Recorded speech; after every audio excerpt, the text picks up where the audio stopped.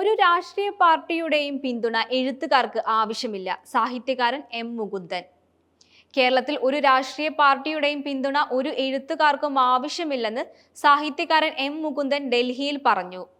എഴുത്തുകാർക്ക് രാഷ്ട്രീയ പാർട്ടിയുടെ ആവശ്യമില്ല, മറിച്ച് രാഷ്ട്രീയ പാർട്ടിക്കാർക്ക് എഴുത്തുകാരെയാണ് ആവശ്യം. അതിന്റെ ഏറ്റവും നല്ല ഉദാഹരണം MT വാസുദേവൻ നായരായിരുന്നു.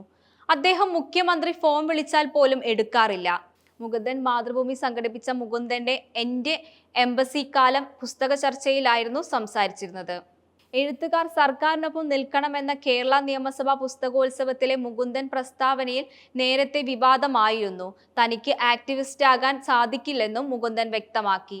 വർഗീയത എഴുത്തുകാരുമായി ബന്ധപ്പെട്ടതല്ല, അത് എല്ലാവരിലും ഉള്ളതാണ്. നിർമ്മിത ബുദ്ധിയുടെ കാലത്തും ജാതിയും വർഗീയതയും പറയുന്നവരുണ്ട്. അത് എല്ലാവരിലുമില്ല. അത് വൈകാതെ ഇല്ലാതാകും. ദൈവം എല്ലാവരുടെയുമാണെന്നും മുകുന്ദൻ പറഞ്ഞു.